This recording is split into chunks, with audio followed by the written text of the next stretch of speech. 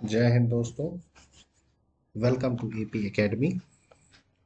Today we are going to discuss the last chapter of NCERT Class 6 Science book, that is chapter number 16, Garbage In and Garbage Out. ये हमारा NCERT की science की class 6 की book का last chapter है और इसमें हम पढ़ेंगे गार्बेज के बारे में।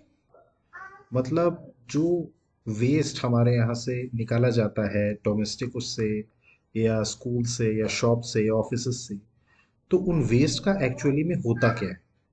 मीन्स हम लोग जो हमारे यहाँ जो वेस्ट निकलता है, चाहे हम हाउस होल्ड्स में देखें तो जो गार्बेज निकलता है, तो बेसिकली उस गार्बेज से हम कैसे डील करते हैं और किस तरीके से हम उस गार्बेज को डिस्पोज करते हैं, या कुछ ऐसा भी गार्बेज है जो डिस्पोज नहीं होता तो फिर हम उसका क्या करते हैं। तो we have seen that lot of things rubbish या गार्बेज थिंग्स एवरी डे। मतलब हम हर रोज रबिश या गार्बेज थिंग्स को थ्रो करते हैं, चाहे हमारे घर से हो, स्कूल से हो, शॉप से हो या ऑफिस से हो। कई बार आपने देखा होगा कि आप बाजार से जो सामान खरीद के लाते हैं, जैसे आप जैसे शॉप में जाइए, एक ग्रोसरी शॉप में, तो वहाँ से अगर आप कोई बिस्किट लेकर के आते हैं या कोई भी आप सामान वहाँ से परचेज करते हैं, ऑयल परचेज करते हैं, मिल्क परचेज करते हैं, पल्सेस परचेज करते हैं, तो बेसिकली वो आपको किस में पैक करके देता है? वो प्लास्टिक के बैग्स में पैक करके देता है या फिर पॉलीथिन्स में। आपने देखा होगा कि आपको जो सामान दिया जाता है वो प्लास्टिक के बैग्स में या पॉलीथिन्स में दिया जाता है। अब जब आप उस सामान को घर में ले करके आते हैं, ठीक है, तो उसके बाद आप क्या करते हैं? जनरली जो होता है परसेप्शन कि उस पॉलीथीन को आप डिस्पोज कर देते हैं, मतलब पॉलीथीन को आप डस्टबिन में फेंक देते हैं और जो उसके अंदर का सामान है उसको स्टोर करके पॉलीथीन को डब्बे में फेंक देते हैं। तो ये सब जो चीजें होती हैं, तो ये कैसे हो रहा है? ये भी क्या है? गार्बेज का पार्ट है। तो जैसे जो घर से जो कचरा जो हमारे निकलता है वो तो ठीक है, लेकिन हम जो सामान खरीद के लाते हैं उससे, जो प्लास्टिक के बैग से हम जो खरीद के लाते हैं, तो उससे भी बहुत सारा गार्बेज इकट्ठा होता है। क्लियर? अब आपने देखा होगा कि जनरली अगर हम बात करें तो हमारे डे टू डे एक्टिविटीज़ की अगर हम बात करें, तो हमारा ये जनरेट करना गार्बेज बहुत जनरल चीज़ है। मतलब आपने देखा होगा रोज कुछ ना कुछ गार्बेज आपके यहाँ कलेक्ट होता ही होता है, चाहे वो हाउस होल्ड हो या बाहर का गार्बेज हो। आप बाहर मार्केट में निकलते होंगे तो आप देखते होंगे कई जगह पे पॉलीथिन्स पड़े हैं, कई जगह पे कुछ कचरा पड़ा हुआ है। You have seen all these types of things. तो ये सब चीज़ें क्यों हो रही हैं? क्योंकि डे टू डे एक्टिविटीज़ में हमारे जो होता है ये सारी चीज़ें होती हैं। जैसे अगर आप कभी बस या ट्रेन से जा रहे हैं, तो आप वहाँ पर नोटिस करेंगे कि बहुत सारा कचरा पड़ा रहता है। कई लोग मतलब कि चिप्स खाएंगे तो उसके पैकेट्स पड़े होंगे, बिस्किट्स के पैकेट्स पड़े होते हैं, और भी बहुत सारा कचरा। पब्लिक प्लेस पे भी अगर आप देखें तो बहुत सारा वेस्ट प्रेजेंट होता है वहाँ पर। तो जनरली क्या करते हैं लोग?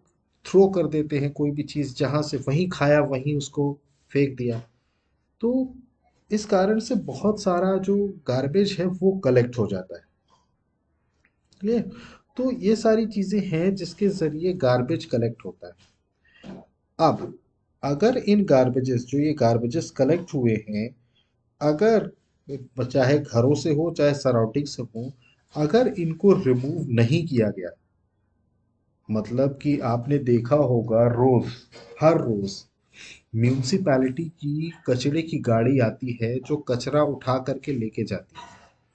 आप लोगों ने देखा होगा कई सारी म्यूनिसिपैलिटीज की वैन आती हैं, तो वो कचरा उठा करके लेके जाती हैं, क्योंकि अगर ये कचरा वहाँ रखा रह गया तो इट विल, वो कचरा क्या होता है? खराब होता है और वो कई सारे डिजीजेस क्रिएट करता है। मतलब इन ह्यूमन बींग्स के लिए वो चीज़ क्या है? सही नहीं है। तो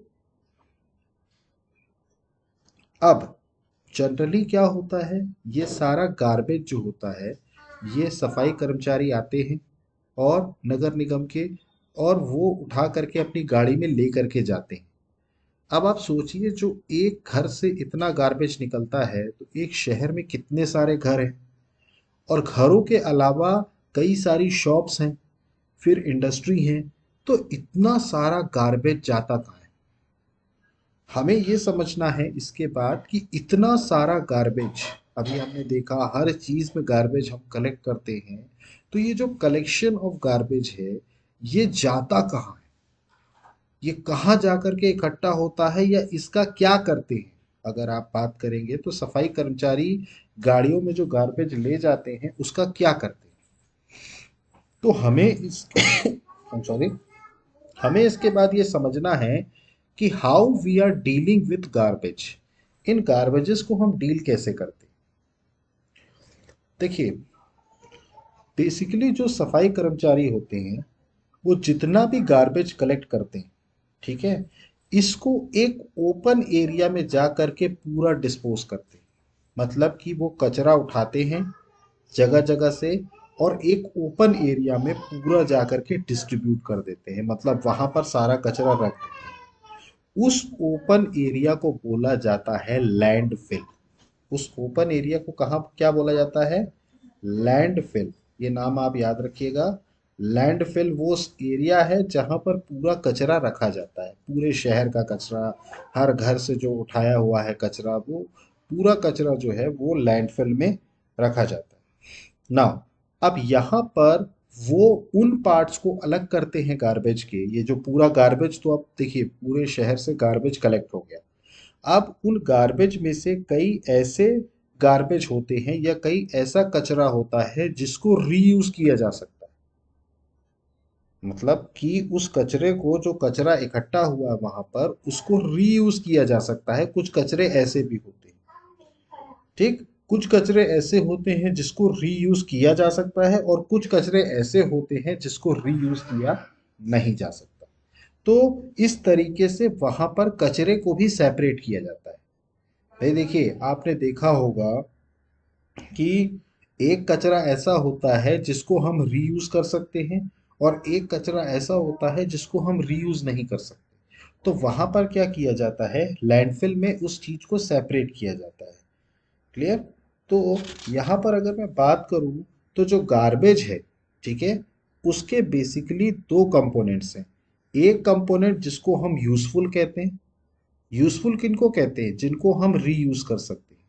और एक नॉन यूजफुल होते हैं। एक यूजफुल होते हैं और एक नॉन यूजफुल होते हैं। अब जो नॉन यूजफुल कंपोनेंट्स होते हैं उनको सेपरेट किया जाता है। यहाँ से उनको क्या किया जाता है? सेपरेट किया जाता है और उसको फिर उसी एरिया में, लैंडफिल एरिया में पूरा स्प्रेड कर दिया जाता है और उसके ऊपर मिट्टी डाल दी जाती है।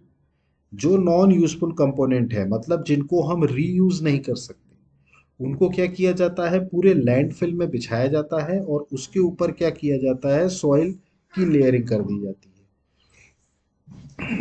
जब ये लैंडफिल पूरी तरीके से फुल हो जाता है तो वो कन्वर्ट हो जाता है इनटू अ पार्क और अ प्लेग्राउंड। वो पार्क या प्लेग्राउंड के रूप में कन्वर्ट हो जाता है और 20 साल तक उसमें कोई भी बिल्डिंग का कंस्ट्रक्शन नहीं होता। ठीक है? तो और कई बार ये जो यूजफुल कंपोनेंट्स होते हैं, ठीक है, मतलब कुछ यूजफुल कंपोनेंट्स को कॉम्पोस्ट के जरिए भी कॉम्पोस्ट के जरिए भी इसको डिस्पोज किया जाता है। अब ये कॉम्पोस्ट क्या होता है? एक नया टर्म आया, दैट इज कॉम्पोस्ट। अब ये कॉम्पोस्ट के जरिए कई सारे ऐसे कंपोनेंट्स होते हैं जिसको हम क्या करते हैं, चूंकि वो किसी काम का नहीं होता है, इसीलिए हम उसको कॉम्पोस्ट के जरिए उसको यूजफुल बनाते हैं। तो अब ये कॉम्पोस्ट होता क्या है? आपने कभी भी देखा हो, आपके यहाँ जो कलेक्शन होता है, जैसे अगर मैं बात करूं, तो घरों की बात अगर हम करें तो घरों में दो तरीके के कचरे होते हैं। एक, हमारा जो कचरा किचन से निकालता है, जैसे अगर आपके घरों में जो किचन है वहां पर खाना वाना बनता है, तो जाहिर सी बात है उस किचन से भी वेस्ट निकलता है। जैसे अगर मैं बात करूं तो, वेस्ट की बात करूं तो फ्रूट्स या वेजिटेबल्स की जो पील्स होते हैं, मतलब कि जो छिलके होते हैं फ्रूट्स और वेजिटेबल्स के। इसके अलावा एग के शेल्स, मतलब जो अंडा आप एग ऑमलेट बनाते हैं तो उसके बाद उसका जो शेल होता है उसके। फिर इसके अलावा कुछ वेस्ट फूड्स भी होते हैं अगर मैं बात करूं, तो वेस्ट फूड्स भी होते हैं, कई बार खाना भी फिकता है। फिर इसके अलावा अगर मैं बात करूँ तो चाय की पत्तियाँ, देखिए चाय आप जब बनाते हैं तो उसके बाद उसको क्या करते हैं, आप छन्नी से छान देते हैं और पत्ती को अलग कर देते हैं। तो टी लीव्स, तो ये सारी चीज़ें जो हैं, ये सारी चीज़ें जो हैं एक ग्रुप में बनती हैं। ठीक है। और जो दूसरा ग्रुप होता है, अगर मैं बात करूं, एक मैं पर्टिकुलरली एक घर की बात कर रहा हूं, जो दूसरा ग्रुप होता है, अगर मैं बात करूं, जो दूसरा ग्रुप होता है वो हमारे होते हैं, जैसे कि पुराने कपड़े हो गए, क्लोथ्स हो गए। फिर इसके अलावा हमारे जो हो गए पॉलीथीन बैग्स, जो हमारे पॉलीथीन बैग्स होते हैं। फिर इसके अलावा मैं बात करूं तो ब्रोकन ग्लास, कोई कांच वगैरह टूट गया हो, ग्लास वगैरह टूट गया हो तो ब्रोकन ग्लास। ठीक है। तो उसके अलावा ओल्ड शूज, पुराने जूते वगैरह, या फिर टॉयज वगैरह। तो ये सारा एक ग्रुप होता है। तो बेसिकली अपने यहाँ जो हाउस होल्ड्स में जो कचरा निकलता है वो बेसिकली दो तरीके का होता है। एक ग्रुप ऐसा होता है जिसमें किचन का इस्तेमाल किया जाता है, और दूसरा ग्रुप ऐसा होता है जिसमें फटे पुराने कपड़े होते हैं, पॉलीथीन बैग्स होते हैं, ब्रोकन ग्लासेस होते हैं, ओल्ड शूज होते हैं, टॉयज होते हैं, ये सारी चीजें। नाउ बेसिकली इसमें अगर मैं बात करूं तो ये जो किचन वाले प्रोडक्ट्स होते हैं, ये जो किचन से जो कचरा निकलता है, ये बेसिकली नॉन यूजफुल होता है। ये क्या होता है? नॉन यूजफुल होता है। जैसे आपने कभी देखा हो कि जो घरों से जैसे जो कचरा, जैसे जो वेस्ट फूड बचता भी है तो उसको या तो आप जानवर को डाल देते हैं या फिर वो डस्टबिन में डाल देते हैं और म्यूनिसिपैलिटी वाले ले जाते हैं। तो बेसिकली ये सारी चीज़ें जो नॉन यूजफुल हैं, इनका कैसे इस्तेमाल किया जाता है? तो देखिए इसकी तकनीक होती है जिसको हम कंपोस्ट कहते हैं। देखिए इसमें होता क्या है कि आप क्या करते हैं, इन सारी चीज़ों को एक ज़मीन में एक गड्ढा करते हैं। ठीक है। और उस गड्ढा करने के बाद उसमें ये सारा सामान जो नॉन यूजफुल प्रोडक्ट्स है, मतलब जिनको रिसाइकल नहीं किया जा सकता, उनको इसमें रख दिया जाता है, मतलब ज़मीन के नीचे। ठीक है। तो जमीन के नीचे जब आप रखते हैं इसको, तो या क्या होता है यहाँ पर, जमीन के नीचे फिर इसके ऊपर क्या किया जाता है, इसके ऊपर क्या कर दिया जाता है, इसके ऊपर मिट्टी डाल दी जाती है। ठीक है। आपने कभी देखा होगा, तो इसमें क्या करते हैं, जो वेस्ट होता है उसको इसमें डालते हैं। इसके अलावा इसके ऊपर मिट्टी डाल दी जाती है, तो जो जमीन के अंदर के कीड़े होते हैं, जो ज़मीन के अंदर के कीड़े होते हैं वो इस खाने को खा लेते हैं। वो इस वेस्ट फूड को, या जो फ्रूट्स वेजिटेबल्स या एग शेल्स हैं, इनको क्या कर लेते हैं, वो रॉट कर लेते हैं। ठीक है। तो आप देखेंगे कुछ कुछ ऐसे वो कंपोस्ट होते हैं जिसमें वो कंप्लीटली रॉट कर जाते हैं। ठीक है, मतलब पूरा खा लेते हैं। कोई कोई पार्शियली होता है। तो ये डिपेंड करता है कि कैसा कचरा आपने डाला है, कैसा गार्बेज डाला है। तो उस आधार पर ये तय होता है कि वो पूरी तरीके से खा लेते हैं या नहीं खा लेते। ठीक है। अगर कोई गार्बेज पूरी तरीके से रॉट हो गया, रॉट मतलब पूरी तरीके से उसको खा लिया गया है और कुछ स्मेल नहीं आ रही है, तो वो क्या होता है, सॉइल के साथ मिक्स हो जाता है। और फिर वही चीज प्लांट्स के लिए न्यूट्रिएंट्स का काम करती है। प्लांट्स के लिए वही चीज क्या करती है, न्यूट्रिएंट्स का काम करती है। मतलब उसी से आप देखते हैं कि उसका जो वेस्ट होता है वो एक तरीके से मैन्योर हो जाता है। मतलब वो खेती किसानी के लिए बहुत उपजाऊ हो जाता है। जैसे आपने कभी कभार आपने ऐड देखा होगा किसी न किसी चीज का, कि भाई गार्बेज का इस्तेमाल करके उन्होंने, जो उनकी खेती की जमीन है उसके लिए भी उन्होंने एक तरीके से फर्टिलाइजर्स का काम किया है। तो ये जो वेस्ट होता है, ये जो उनका वेस्ट होता है अंदर का, तो ये इसी कारण से होता है। तो ये यहाँ पे हुआ क्या कि ये जो आपने जो गार्बेज जो आपके किसी काम का नहीं था, उसे आपने गड्ढे में रखा, और गड्ढे में रखने के बाद उसमें आपने मिट्टी से उसको कवर कर दिया। कुछ दिनों के बाद आप देखेंगे कि वो पूरा खाना वहां से गायब हो चुका होगा। और वहां पर जो वेस्ट आता है, मतलब जिन जानवरों ने अंदर खाया है उसका जो वेस्ट आता है, उसको आप जब कलेक्ट करते हैं तो वो एज अ मैन्युअर काम करता है। मैन्युअर मतलब एक तरीके से एज अ फर्टिलाइजर काम करता है। तो ये प्रोसेस, जिस प्रोसेस के थ्रू ये रॉटिंग होती है और ये जो कन्वर्जन होता है मटेरियल का इनटू मैन्योर, इसी को बोलते हैं कंपोस्टिंग। इसी को बोला जाता है कंपोस्टिंग। मतलब कंपोस्टिंग का मतलब है कि आप कचरा लाइए, ठीक है, कचरे को क्या करिए आप ज़मीन में ज़मीन में रख दीजिए, उसके ऊपर से आप मिट्टी डाल दीजिए। तो मिट्टी डालने के बाद कुछ टाइम के बाद वो फर्टिलाइजर के रूप में कन्वर्ट हो जाएगा। क्लियर है आपको? तो बेसिकली यहाँ पर आपने कभी देखा हो कि शहरों में जो म्यूनिसिपैलिटी होती है उसमें बेसिकली देखा जाए तो दो तरीके के गार्बेज कलेक्ट किए जाते हैं। एक देखेंगे आप, कभी भी आप म्यूनिसिपैलिटी के उसमें देखेंगे डस्टबिन में, तो एक ब्लू कलर का होता है और एक ग्रीन कलर का होता है, कहीं कहीं पर ये रेड कलर का भी होता है। बट बेसिकली अगर देखा जाए तो दो तरीके के दो कलर के अपने डब्बे होते हैं, जिसमें जनरली जो ब्लू रंग का डब्बा होता है वो उन मटेरियल्स के लिए होता है जिनको फिर से यूज किया जा सकता है, मतलब that can be used again. उसको रिसाइकल करके या कुछ भी करके उसको दोबारा इस्तेमाल किया जा सकता है। क्लियर? जैसे प्लास्टिक हो गया, या कोई मेटल की चीज हो गई, या कोई ग्लास की चीज हो गई, तो इनको क्या किया सकते हैं, रीयूज किया जा सकता है। और ग्रीन उनके लिए होता है जिनको रीयूज नहीं किया जा सकता। जैसे ये जितने भी किचन के वेस्ट होते हैं इनको रीयूज नहीं किया जा सकता, तो इनको कंपोस्टिंग के लिए ही अलग से उसको एक डब्बे में डाला जाता है। क्लियर है आपको ये? ना, ये जिस तरीके के वेस्ट होते हैं, मतलब ये उस तरीके के टाइप ऑफ वेस्ट होते हैं। तो मतलब देखिए, जहां पर जो ये नीले रंग का बॉक्स है, अगर इनकी बात करें, जैसे प्लास्टिक है, मेटल है, अगर आप इसकी चीज को जमीन के अंदर रख भी देंगे मिट्टी डाल के, तो ये डिस्पोज नहीं होगा, मतलब ये रॉट नहीं कर सकते। तो बेसिकली रॉट करने वाली चीजें कौन सी होती हैं, जो किचन के या एनिमल के या प्लांट के वेस्ट से जो निकाली जाती है, वो खाने की चीज होती है। बाकी ये चीजें खाने की नहीं होती हैं, तो इसी कारण से इनको रीयूज किया जाता है। क्लियर? अब इसके अलावा भी आपने देखी पर कि गार्बेज में कई बार जो सूखी पत्तियां होती हैं, ड्राई लीव्स होती हैं, आपने देखा हो पेड़ के नीचे। देखिए पेड़ में क्या होता है, जो पत्ती सूख जाती है वो टूट के नीचे गिर जाती है। अब वो नीचे गिरते गिरते नीचे कलेक्ट होती जाती है, तो कुछ टाइम के बाद लोग क्या करते हैं, सारी पत्तियों को एक साथ इकट्ठा करते हैं और उसमें आग लगा देते हैं। आपने देखा होगा कई बार बर्न कर दिया जाता है।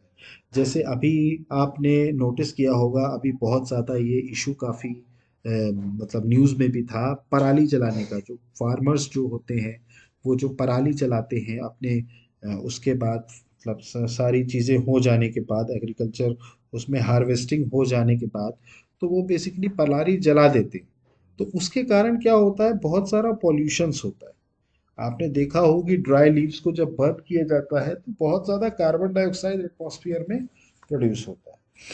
तो बेसिकली ये सारे तरीके होते हैं जिसके ज़रिए हम गार्बेज के साथ डील करते हैं।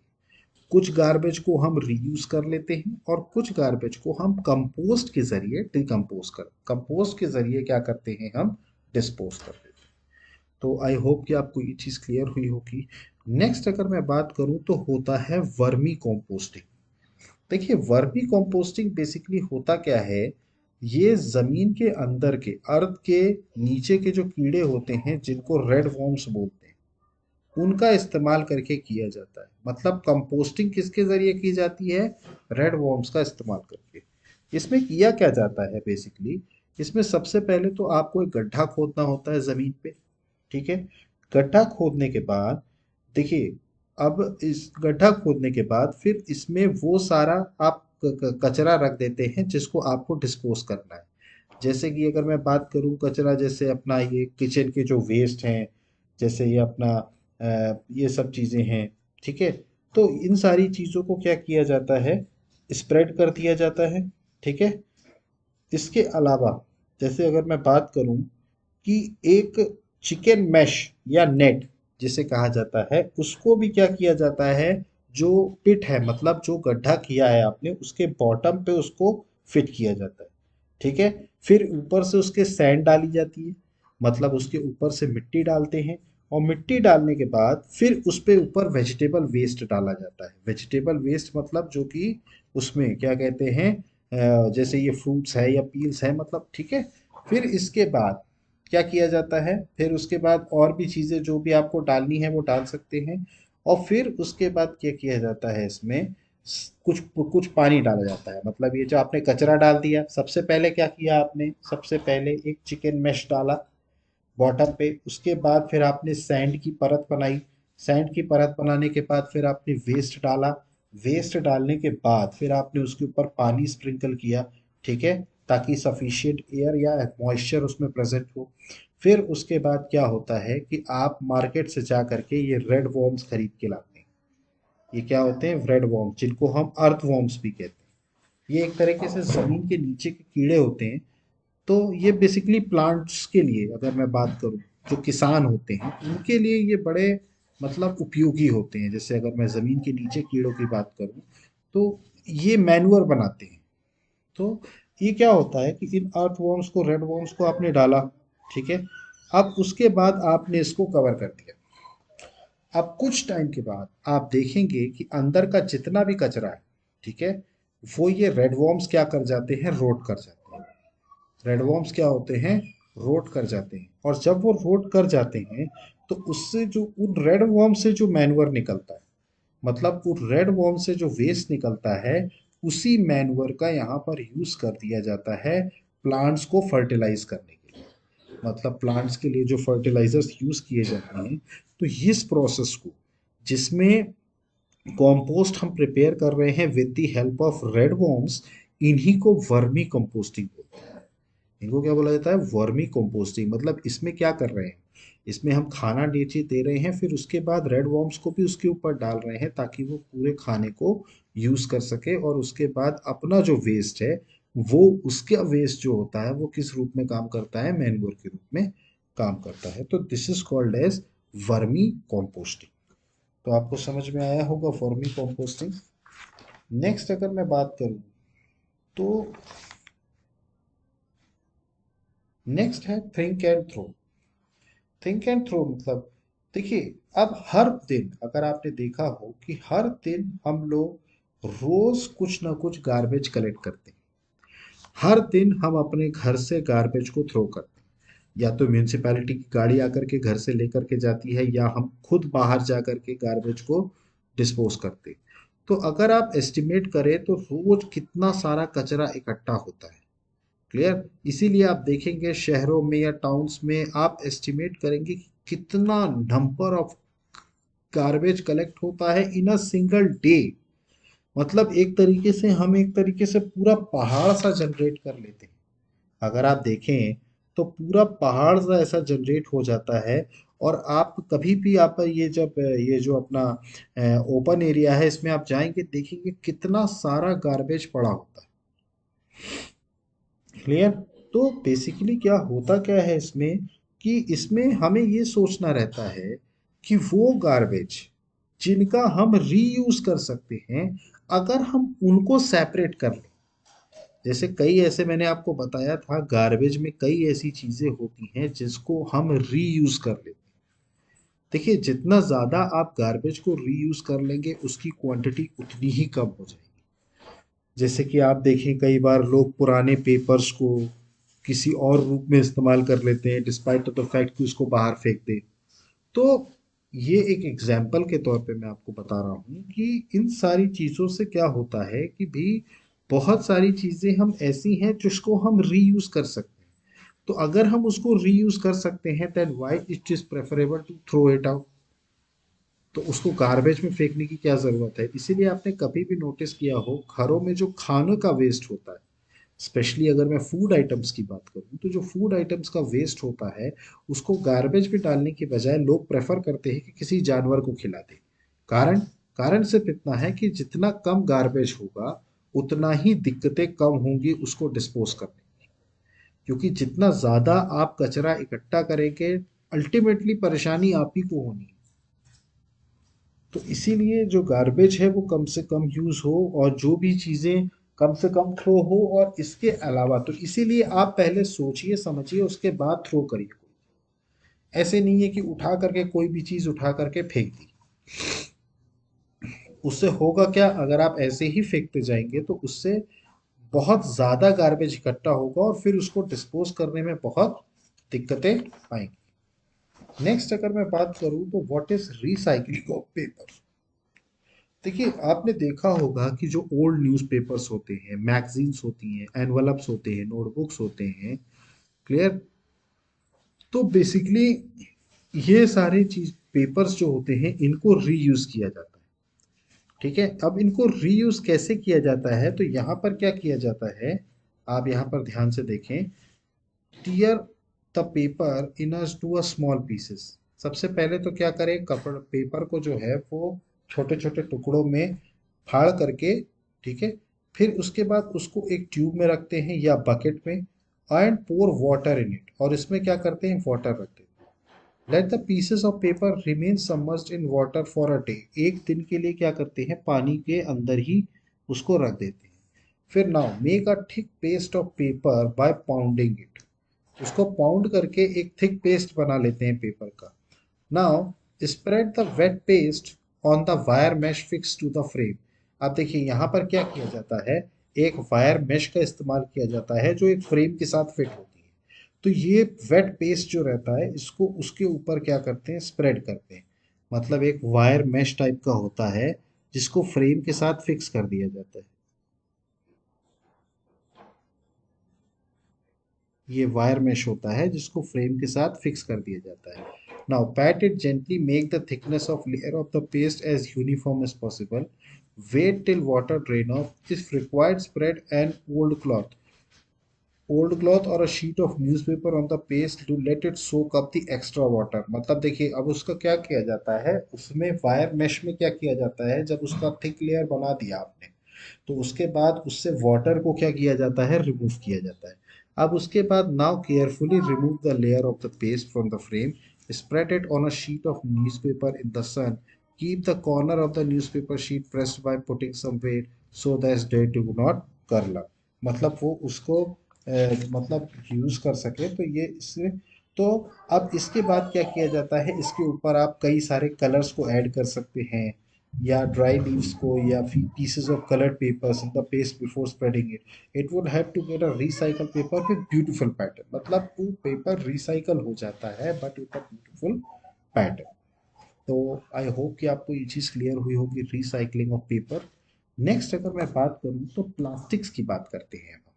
देखिए कई सारे प्लास्टिक्स ऐसे होते हैं जिसको हम रिसाइकल कर सकते हैं, लेकिन कई ऐसे भी प्लास्टिक्स होते हैं जिनको हम रिसाइकल नहीं कर सकते।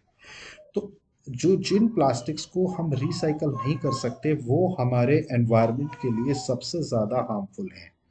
देखिए आज की डेट में अगर आप देखें तो गवर्नमेंट हो, कोई भी देश हो, वर्ल्ड हो, वो इस बात को लेकर के, प्लास्टिक को लेकर के एक बहुत बड़ी प्रॉब्लम खड़ी हो रही है।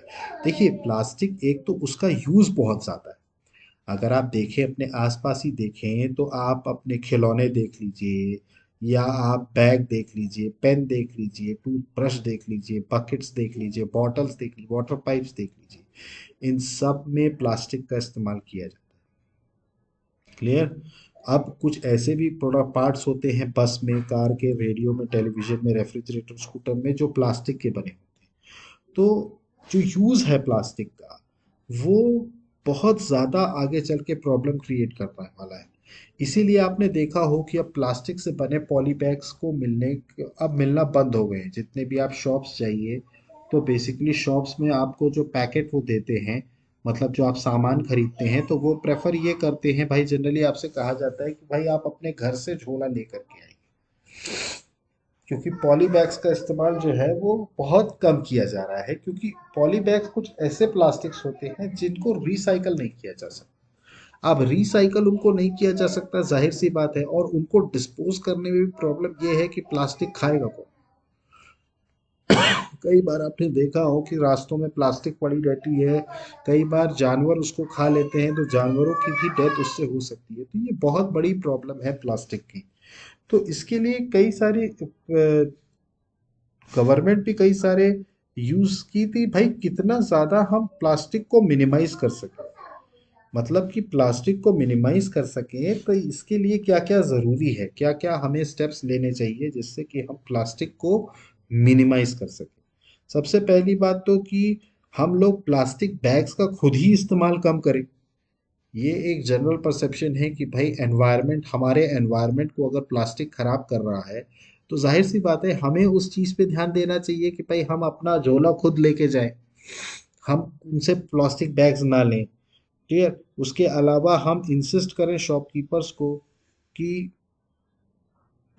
हाँ, कि इस तरीके के प्लास्टिक के बैग्स को बिल्कुल भी स्टोर ना किया जाए।